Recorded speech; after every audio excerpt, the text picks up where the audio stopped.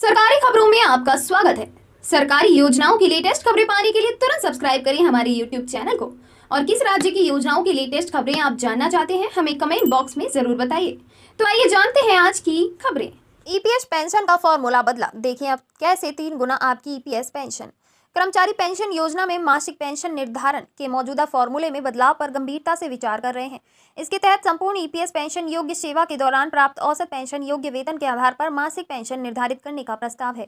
हालांकि इस संबंध में अंतिम निर्णय ईपीएफओ पेंशन, उसके लिए भुगतान की गई राशि और जोखिम का आकलन करने वाली एक्चुअरी की रिपोर्ट के बाद लिया जाएगा। मामले से जुड़े एक सूत्र ने यह जानकारी दी है। फिलहाल ईपीएफओ कर्मचारी पेंशन योजना के तहत मासिक पेंशन के निर्धारण के लिए पेंशन योग्य वेतन पिछले 60 महीने का औसत वेतन एक्स पेंशन योग्य सेवा वर्षों में 70 सूत्रों का उपयोग करता है। सूत्र के मुताबिक ईपीएस पेंशन के तहत मासिक पेंशन के फॉर्मूले में बदलाव का प्रस्ताव है।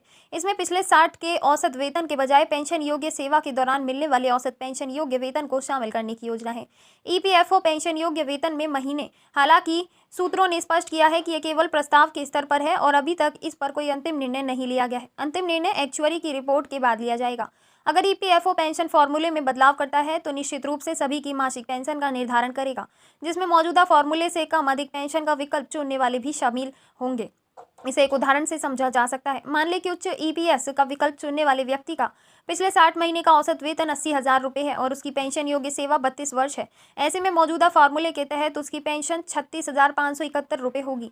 वहीं दूसरी ओर कर्मचारी पेंशन योजना में जब पूरे पेंशन योग्य नौकरी के दौरान औसत वेतन लिया जाता है तो मासिक पेंशन का निर्धारण कम होगा, क्योंकि नौकरी के शुरुआती दिनों में वेतन, मूल वेतन और महंगाई भत्ता डीए कम होता है। नवंबर 2022 में सुप्रीम कोर्ट ने सरकार से ईपीएफओ सब्सक्राइबर्स को ज्यादा पेंशन का विकल्प चुनने के लिए 4 महीने का समय देने को कहा था। ईपीएफओ ने ग्राहकों को उच्च का विकल्प चुनने के लिए कंपनियों के साथ संयुक्त विकल्प फॉर्म भरने की ऑनलाइन सुविधा प्रदान की है। पहले इसके लिए समय सीमा 3 मई 2023 थी, जिसे बढ़ाकर 26 जून 2023 कर दिया गया है। मौजूदा समय में ईपीएफओ सब्सक्राइबर्स पेंशन के लिए 15,000 रुपये प्रति माह की निश्चित सीमा का योगदान करते हैं, जबकि उनका वास्तविक वेतन इससे कहीं अधिक है। कर्मचारी पेंशन योजना में अधिक पेंशन के विकल्प से वे अधिक मासिक पेंशन प्राप्त कर सकेंगे। ईपीएफओ की सामाजिक सुरक्षा योजना में अंशधारकों का योगदान 12% है, वहीं कंपनी के 12% योगदान में 8.33% ईपीएस पेंशन लगाई जा रही है।